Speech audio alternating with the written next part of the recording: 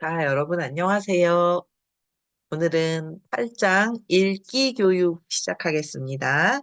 우리 이해 교육로는 듣기와 읽기 두 가지 의사소통 기술을 통해서 이해 교육을 하게 되는데 두 가지 기술이 해당되는데 오늘부터는 이제 8장 읽기 교육에 대해서 시작하겠습니다. 자, 우리 여러분 교재의 첫 번째 페이지에 그 들어가면서 하는 이야기가 나와 있어요. 여기 한번 같이 볼게요. 여기는 다음 읽기 활동은 한국어 초급, 중급, 고급 중 어느 급의 적절한 활동인지, 왜 그렇게 생각하는지 이야기해보자. 근데 우리가 지금 오늘은 영상 강의라서 이야기는 해볼 수 없지만 각자 여러분이 영상을 보면서 한번 생각해 보면 좋겠습니다. 그래서 보면 첫 번째는 하루 일과에 대한 글 읽기. 그래서 요코시의 하루 일과를 소개하는 글입니다. 다음을 읽고 물음에 답하세요. 그랬어요. 이런 거라면 하루 일과를 소개하는 것이다. 읽고 물음에 답해라. 이런 읽기 내용이라면 초급에 해야 될까요? 중급에 해야 될까요? 자, 그 다음 두 번째는 가족 소개에 대한 글을 읽기. 그래서 민수 씨의 가족을 소개하는 글입니다. 그랬을 때는 어디에 될지. 그 다음에 언어학에 대한 글 읽기. 그랬어요. 다음은 언어학에 대해 설명하는 글입니다. 다음 자료를 읽고 물음에 답하세요. 그러면 언어학에 대한 소개니까 적어도 4급 이상은 될 것 같아요. 그죠? 하루 일과나 가족 소개는 1급에서도 할 수 있고 2급에서도 할 수 있고 내용이 좀 더 심화되면 3급에서도 할 수 있겠지만 언어학은 1급, 2급에서는 안 되겠죠. 다음은 맛집에 대한 글을 읽고 이야기하는 내용입니다. 그래서 친구와 한국에서 유명한 맛집에 가려고 합니다. 맛집을 소개하는 글을 읽고 물음에 답하세요. 그랬다면 요건 어디 정도에서 하면 좋을까요? 유명한 맛집을 소개하는 글이라면 2급에서도 간단하게는 가능할 것 같고 3급이나 4급이나 3급 정도에서 하면 딱 할 것 같아요. 그죠? 다음은 동물 실험에 대한 글입니다. 그래서 여러분은 동물 실험에 대해 어떻게 생각합니까? 동물 실험에 찬성합니까? 반대합니까? 동물 실험에 대한 글을 읽고 물음에 답하세요 했을 때는 요거는 적어도 동물 실험 문제 뭐 그런 거니까 윤리 문제. 그러니까 한 아무리 낮아도 4급 이상은 돼야 될 것 같고 한 5급 정도에서 하면 적당한 토론거리가 될 것 같아요. 자, 그럼 우리 읽기에서 읽기의 개념이 무엇인가라고 봤을 때 읽기라는 것은 의사소통한다는 것 중에서 듣기와 읽기가 같은 이해활동이라는 그런 전제에서 시작되는 거고 그중에 읽기는 오늘부터 다루게 되는 읽기는 문자 언어를 매개로 필자의 생각이나 감정을 전달받는 의사소통 기능입니다. 그래서 그런데 이게 단순히 전달받기만 하는 것은 아니고 필자가 어떤 자신의 의견을 글로 표현하고 그럼 이걸 독자가 읽고 이렇게 뭔가 이렇게 상호작용되는 그런 것이다. 이렇게 보면 될 것 같습니다. 그럼 읽기 교육의 필요성은 어떤 게 있을까? 그랬을 때 읽기라는 것은 문자의 시각적인 이해 과정으로 한글의 특성을 파악하게 하는 기본 학습이 되는 거지.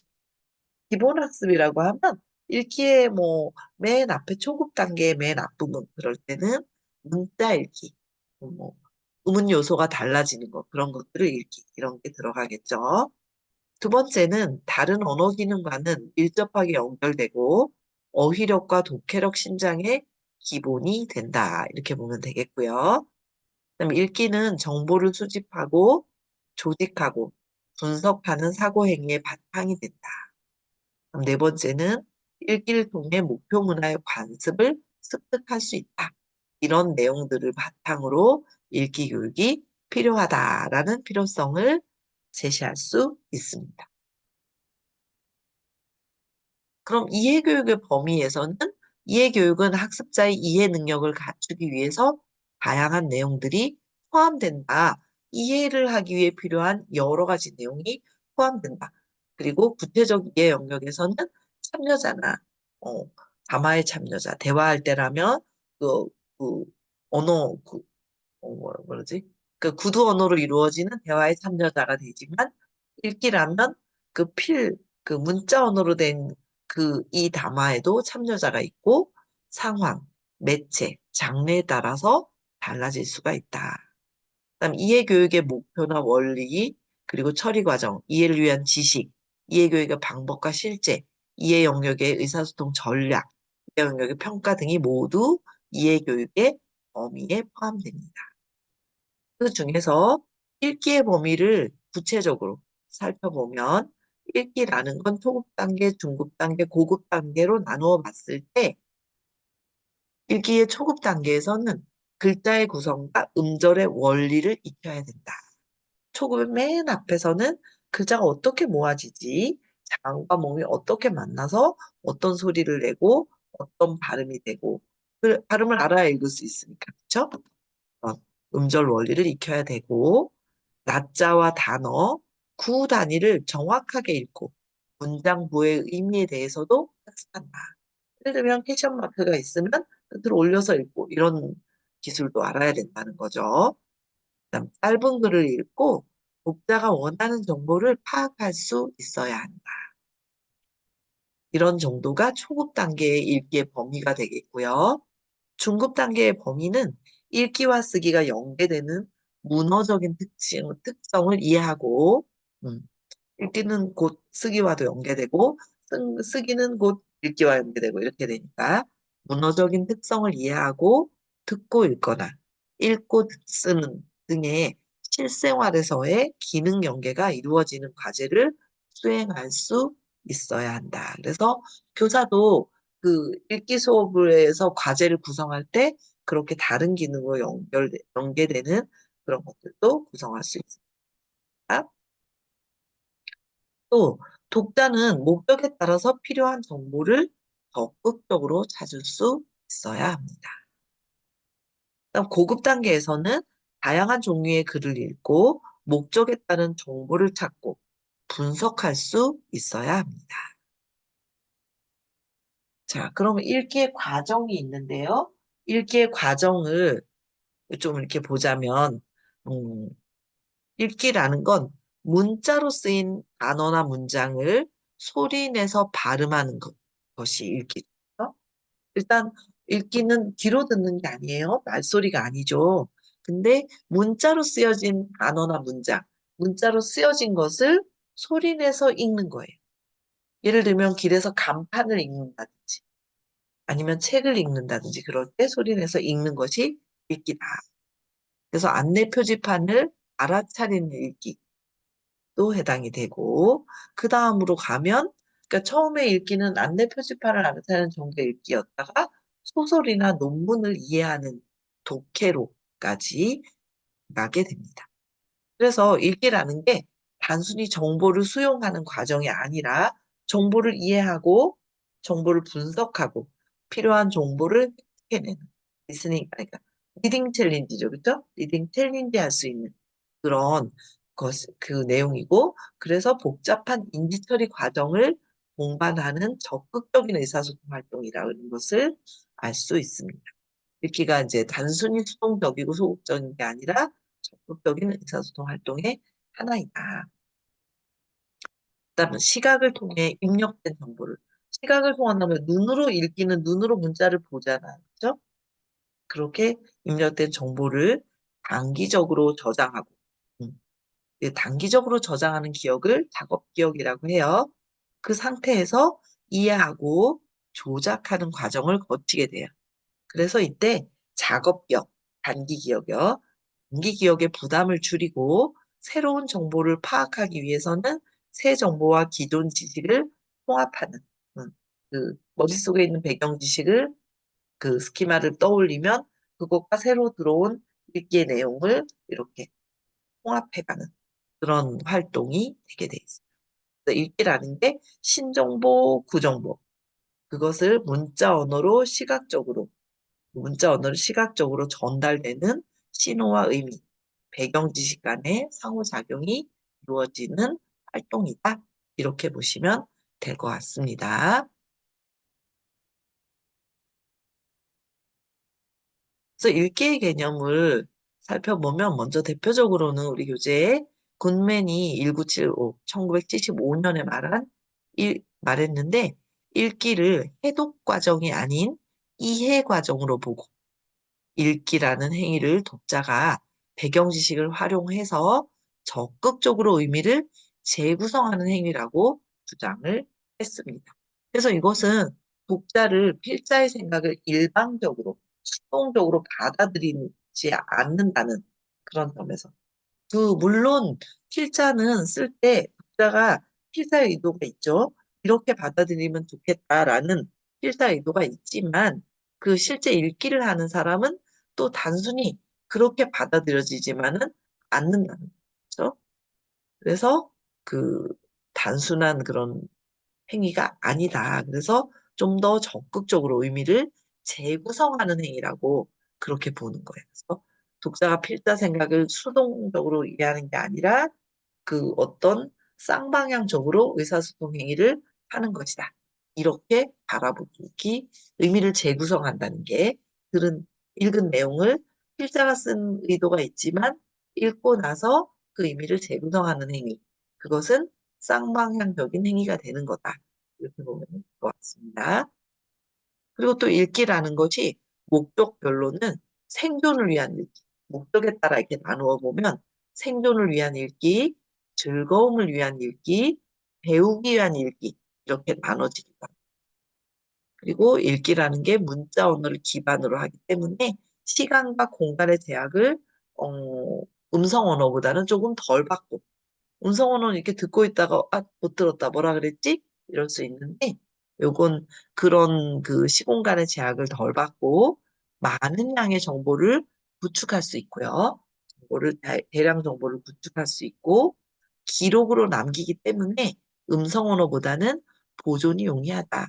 물론 이 말은 요즘 같은 시대에는 음성 언어도 다 녹음돼서 저장되고 그러니까 또 딱 이렇다라고 할 수는 없지만 대략적으로 이런 보존이 용이한 면이 있고 정확성 면에서 아주 뛰어난 말하기는 제가 이렇게 강의하는 과정에서도 어쩌면 여러분이 들을 때는 발음이 틀린 것도 있을 수 있고 뭐 조사 같은 거 잘못 말하기도 하고 그쵸? 그럴 수 있지만 글로 쓴다면 이제 똑바로 쓰고 다시 확인하고 뭐 이렇게 되니까 조금 더 정확성 면에서 뛰어나다. 그럴 수 있겠다. 그래서 문자 언어로 이루어진 텍스트를 읽으면 시공간을 초월해서 방대한 양의 정확한 정보를 얻을 수가 있습니다. 자, 이러한 읽기의 특성을 간단하게 말해보면 선정된 텍스트를 기반으로, 아이고, 여기 띄어쓰기 하면 안 되는데, 멀어져 버렸네. 기반으로 함으로 문자 언어의 특징을 지니고 있다. 그래서 시간과 공간의 제약을 덜 받고 많은 양의 정보를 구축할 수 있고 기록으로 남기기 때문에 음성 언어보다 보존이 용이하고 정확성 면에서 뛰어나다. 이렇게 특성을 여기 위에서도 말했지만 보시면 될 것 같습니다. 자, 그래 읽기 교육의 흐름을 이렇게 볼 수가 있는데 이렇게 1, 2, 3, 4, 5, 6, 7 이렇게 나눠보자면 19세기, 1960년대, 1970년대, 7, 80년대 이런 식으로 쭉쭉쭉. 그다음에 상향식 읽기 모형 과정, 하향식 모형, 상호작용 모형 이런 것들로 그 과정들을 살펴볼 수가 있겠습니다. 그래서 19세기의 19세기에는 왜 그러니까 그 외국어 공부를 했냐 하면 라틴어로 이루어진 문학이나 철학 그런 학술 도서를 읽고 향유하기 위해서 그래서 읽고 이해하고 향유하기 위해서 언어를 공부했어요. 19세기에. 그래서 문법 번역식 교수법이라는 그런 게 기계적으로 번역해내는 이런 교수법이 지배를 했어요. 그래서 이 문법 번역식 교수법은 이렇게 읽기 수업에서도 학습자들이 텍스트를 읽고 해당 텍스트를 모국어로 번역해서 쓰는 그런 방식이 문법 번역식 교수법이다. 보면 되겠고, 그 다음에 보면은 60년대, 70년대를 이렇게 가면서, 음, 읽기라는 것은 구두 언어를 가르치기 위한 보조수단이 되었죠. 그쵸? 이렇게 봤는데, 그리고 이 시대에 나온 그 교수 방법으로는 청각구두식 교수법이에요. 그래서 텍스트를, 그 메시지를 지닌 문법적으로 정확한 것이다. 이렇게 바라보았고, 수업에서는 텍스트를 읽고 해독하는 수준에서 수업이 이루어지게 됩니다. 텍스트는 읽고 해독하는 그 정도 수준. 그 다음에 이렇게 쭉 나와서 상호작용, 상향식, 하향식, 상호작용식 이런 말들이 나왔는데요. 상향식은 우리가 기억해야 되는 건 우리 그때 이해 처리의 과정 이런 데서 공부했는데 상향식과 아래에서 위로 가는 거죠. 하향식 위에서 아래로 내려오는 거예요. 그래서 상향식은 문자, 단어, 구, 절 이렇게 그 다음에 문장 이런 순서로 의미를 구성한다. 이렇게 보았고 이 절차를 통해서 수동적으로 텍스트의 의미를 받아들이게 되는 거죠. 텍스트의 해독, 분석 이런 것에 초점이 맞추어져 있습니다. 하향식 읽기는 위에서 아래로예요. 그래서 독자가 자신이 배경 지식을 사용해서 독자가 가지고 있는 배경 지식 이 말을 작동을 해서 텍스트의 내용을 예측하고 때로는 검증하고 의미를 재구성한다고 본 거죠. 여기 하향식에서는 독자의 역할이 조금 강조되는 거다. 왜냐하면 독자 자신이 자기가 이미 알고 있는 지식을 꺼내고 비교하고 새로운 지식과 연결해서 하고 이런 거니까요. 그다음 상호작용식 모형은 읽기에서는 읽기 과정을 텍스트와 독자 간의 상호작용 과정으로 설명하는 그런 모형이. 그 다음은 읽기 교육의 목표에 대해서 살펴보도록 하겠습니다. 그래서 읽기 교육의 목표는 문자 언어를 중심으로 하는 읽기 활동을 통해서 의사소통 능력을 향상시키는 것입니다. 그래서 교육기관이나 목적, 대상에 따라서 차이가 있을 수 있고, 숙달도와 학습 목적에 따른 읽기 교육의 목표도 여기에서는 살펴보도록 하겠습니다. 먼저 숙달도에 따른 읽기 교육 목표는 여러분이 알고 계시는 국제통역 한국 표준교육과정. 여러분 교재에는 171쪽에서 3쪽까지 있어요. 뒷페이지에 제가 모두 쳐서 옮겨놨어요. 같이 자세히 볼게요. 그 8-1을 참조하면 되고 1급에서 6급까지 각 등급별 목표 그리고 등급별 성취 기준을 표준 모형에서 제시하고 있습니다. 그리고 여기에서는 목표 기술에는 의사소통 상황과 기술을 중심으로 읽기 목표를 제시했고, 성취 기준은 소재나 상황, 담화 유형, 담화 구조, 기능 같은 상세한 상황들이 기술이 되어 있습니다. 그리고 이것들은 여러분이 이제 좀 들어본 적이 있죠? 지난번 듣기에서도 들었죠? 유럽 공통 참조 기준. 거기에 있는 A1에서 C2까지의 그 단계. 그래서 읽기의 경우는 여기 이 6개에서 A12, B12, C12에서 A 더 프리에어 A1이라는 그 사전 단계를 하나 더 두어서 그 듣기와 마찬가지로 7단계로 정을 했어요. 그래서 이걸 바탕으로 이런 국제통역 한국어 표준 교육 과정의 목표와 성취 기준을 제시하게 되었습니다. 자, 여기 보이는 건, 국제통역 한국어 표준 교육 과정에서 제시한 등급별 읽기의 목표와 성취 기준입니다. 여기는 중요한 내용이니까 같이 하나씩 한번 보도록 하겠습니다. 1급에서의 목표는 일상에서 자주 접하는 짧은 글을 이해할 수 있고 단순한 정보의 이해나 교환 등의 기초적인 의사소통 기능을 수행할 수 있다. 이게 1급의 목표입니다. 그럼 1급의 성취 기준을 여기에서는 5가지 제시하고 있는데 첫 번째는 일상적이고 구체적인 소재에 대한 글을 읽고 이해할 수 있다. 두 번째는 개인적인 상황에서 사용되는 글을 읽고 이해할 수 있다. 세 번째는 읽은 내용을 대체로 이해하고 간단한 정보를 확인할 수 있다. 그다음 네 번째는 짧은 생활문이나 간단한 안내 표지, 간판 등을 읽고 이해할 수 있다. 보면 될 것 같고, 마지막 다섯 번째는 발음과 표기가 다를 수 있음을 알고 기초 어휘와 짧은 문장을 바르게 읽을 수 있다. 그럼 의문에 맞게, 의문론에서 말하는 발음도 맞게 읽을 수 있다는 거죠. 그렇죠? 그러니까 2급의 목표는 주변에서 접하게 되는 공적 상황에서의 글을 이해할 수 있고 메시지의 이해나 교환 등의 의사소통 기능을 수행할 수 있다. 이것이 2급의 목표입니다. 2급의 성취 기준도 1급과 마찬가지로 5가지가 제시되어 있는데요. 첫 번째는 경험적이고 생활적인 소재에 대한 글을 읽고 이해할 수 있다. 두 번째, 일상에서 흔히 접하는 공적인 글을 읽고 이해할 수 있다. 세 번째는 읽은 내용을 전반적으로 이해하고 필요한 정보를 파악할 수 있다. 네 번째는 안내문, 메모 등과 같은 단순한 구조의 실용문이나 생활문을 읽고 이해할 수 있다. 마지막 다섯 번째는 구조가 단순한 문장으로 구성된 글을 읽고 이해할 수 있다. 게 1급과는 조금 차이가 있는 읽기. 자, 그럼 여러분이 지금 제가 읽고 있는데 이것들은 앞에서 봤던 듣기의 표준 교육과정에서 제시한 듣기의 목표와 성취 기준하고 하나씩 대조하면서 보면 참 좋을 것 같아요. 그래서 여러분 교재에는 아마도 음,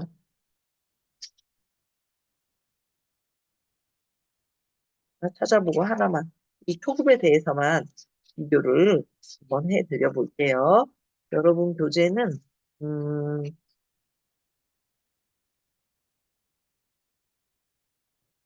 61쪽, 61쪽에 있습니다. 그래서 거기에 보면 어떻게 되어 있냐면 기초적이고 일상적인 내용의 짧은 대화를 이해할 수 있고 인사나 소개 등의 의사소통을 할 수 있다 있어요. 여기 보면 첫 줄에 기초적이고 일상적인 내용의 짧은 대화를 이해할 수 있다는데 듣기니까 여기에서는 일상에서 자주 접하는 짧은 글을 이해할 수 이렇게 다른 내용이 들어있어요. 등급에서 하는 뉘앙스나 느낌은 마찬가지지만 그 등급이 목표로 하는 것 중에서 듣기의 목표와 읽기의 목표는 이렇게 출발부터 다르다. 그렇게 볼 수. 그리고 음, 2급에서도 보면 일상적으로 접하는 공적 상황에서의 간단한 대화를 이해할 수 있고 정보에 관해 듣고 답하기, 허락과 요청 등의 의사소통 기능을 수행할 수 있다. 근데 읽기는 보니까 주변에서 접하는 공적 상황에서의 글 이해할 수 있고 메시지 이해나 교환 등의 의사소통 기능을 수행한다. 이런 식으로 좀 다르죠. 그쵸? 그다음 여기 상급 있는데 상급 볼까요? 상급의 목표는 자신의 삶과 관련된 사회적 소재의 글을 이해할 수 있고 필자의 생각을 이해하고 정보를 교류하는 등의 의사소통 기능을 수행할 수 있다. 그랬는데 여기 우리 듣기의 목표는 보면 자주 접하는 사회적 상황에서의 대화, 대화예요. 듣기는 대화를 이해할 수 있고 그다음에 음, 권유나 조언 같은 의사소통 기능을 수행할 수 있다. 그랬어요. 여기 이제 그 성취 기준에서는 친숙한 사회적 주제에 대한 관한 글, 그 다음에 불특정 다수의 사회적 맥락의 독자를 대상으로 한 격칙적인 글을 이렇게 이해할 수 있고, 글의 핵심 내용을 이해하고 세부 내용을 파악할 수 있고, 다양한 종류의 실용문이나 복잡한 구조의 생활문, 단순한 구조의 설명문을 읽을 수 있고 다소 복잡한 구조의 문장이 포함된 글을 읽고 이해할 수 있다. 이런 내용이 1, 2, 3급의 표준 모형에서 1기의 1급, 2급, 3급의 목표와 성취 기준이에요. 조금 전에 비교했을 때 목표만 1, 2, 3급을 비교해도 듣기와도 확 차이가 나. 그럼 말하기와 다음에 뭐 표현교육에서 나오는 말하기와 쓰기와는 어떤 차이가 있는지 이런 것들을 이제 좀 일단 첫 번째는 깊이 확실하게 하나 이해한 다음에 이런 차이점을 이해하면 좀 더 말하기, 듣기, 읽기, 쓰기 수업을 여러분들이 좀 그 차이점을 이해하기 쉬울 것 같습니다. 자, 4, 5, 6급도 보면 4급은 평소에 관심 있는 사회적, 추상적 주제에 대한 글을 읽고 이해할 수 있고 필자의 생각이나 의도를 이해하는 등의 의사소통 기능을 수행할 수 있다. 그래서 좀 친숙한 사회적, 추상적 주제에 관한 글을 읽고 정확하게 이해할 수 있고 그다음에 익숙한 업무 상황에서 사용되는 격식적 글을 이해할 수 있고 글의 주요 내용과 글의 목적을 파악할 수 있고 복잡한 구조의 설명문, 단순한 구조의 논설문 그것을 비교적 쉽고 우리가 짧은 문학 작품 그런 것들을 읽을 수 있다. 비교, 대조, 나열 같은 여긴 띄어쓰기 해야 되는데 나열 등의 전개 방식을 파악해서 복잡한 구조의 문장이 포함된 글을 이해할 수 있다. 이런 것들이 4급의 성취 기준이다. 그 다음은 5급이고요. 5급의 목표는 전문적이거나 학술적인 소재의 글을 이해할 수 있다. 의견이나 주장에 대해 이해와 공유 등의 의사소통 기능을 수행할 수 있다. 고, 그 5급의 그 성취 기준을 보면 사회 전반에 대한 주제나 자신의 전문 분야에 대한 글을 읽고 이해할 수 있고 업무나 학업,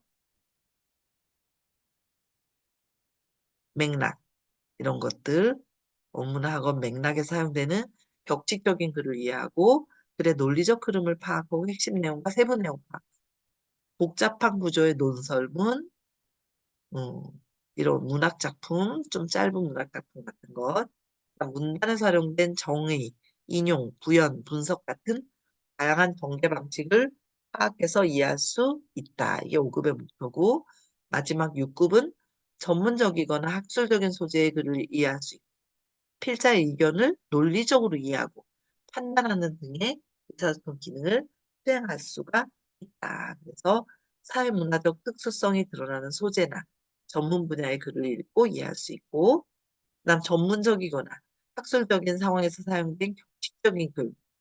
그다음 세 번째는 글의 논리적인 의미 관계를 파악하고 필자의 의도를 추론하는 글. 이런 것들을 이해할 수 있고, 네 번째는 평론, 보고서, 논문 등의 논리 구조와 형식을 갖춘 글. 복잡하지 않은 구조의 문학 작품을 읽을 수 있다. 그다음 마지막으로 비유나 함축 같은 문학적 표현, 다양한 수사법에 대해서도 그런 이해를 바탕으로 그런 글을 읽을 수가 있다. 이렇게 보면 될 것 같습니다. 자, 그러면 우리는 이제 읽기에 그 숙달독을 목표를 표준 모형을 통해서 살펴봤는데요. 그 다음은 그 여러분 교재로는 175쪽, 175쪽에 학습 목적에 따른 읽기 교육의 목표가 있어요. 그래서 여기는 학습 목적에 따라서 읽기 교육 목표가 일반 목적, 특수 목적 이렇게 나눌 수 있고 여기에 제가 좀 빨간색으로 쓴 일반 목적 한국어 교육이 있고 특수 목적 한국어 교육 속에는 다시 두 가지로 나누어져요. 학문 목적 학습자 그리고 직업 목적 학습이 있어요. 그래서 학습 목적 에 따라 달라지는데 일반 목적 학습자들은 보통 일상생활을 영위하는 데 필요한 여러 가지 읽기 상황에서의 의사소통 능력을 신장하는 것을 목표로 하게 됩니다. 그래서 예를 보면 짧은 생활문, 간단한 안내 표지, 간판 같은 걸 읽을 수 있는 거다. 길에서 마치는. 다음은 학문 목적 학습자. 그 목적 중에서 학문 목적과 직업 목적이 있는데 학문 목적의 학습자의 경우는 학술적인 텍스트를 읽고 이게 논문이나 전문서적 같은 거죠. 학문적 주제와 관련된 정보를 수집하거나 지식을 획득할 수 있는 읽기 교육이 이루어져야 된다.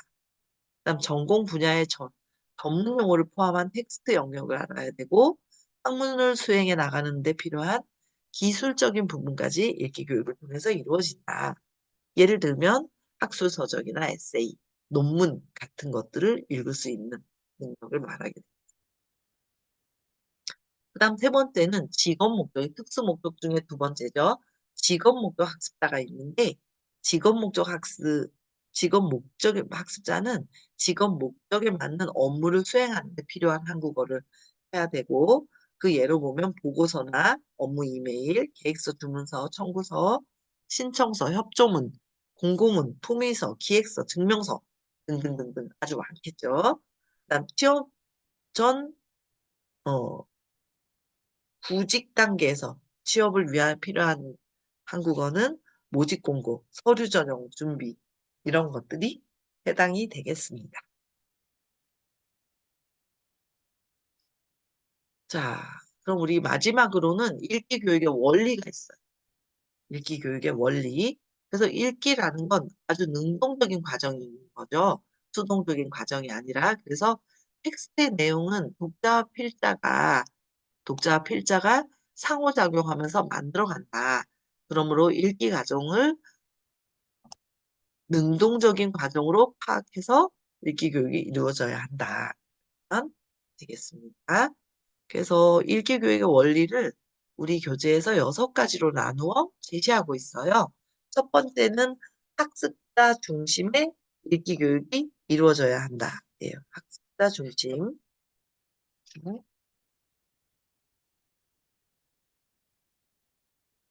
그래서 학습자 중심이라는 건 학습자가 무엇을 좋아하고, 왜 공부하고, 이런 것들을 바탕으로 해서 그 학습자 중심의 인기 교육이 이루어져야 한다는 거고, 두 번째는 읽기 교육이 담화 차원에서 이루어져야 된다.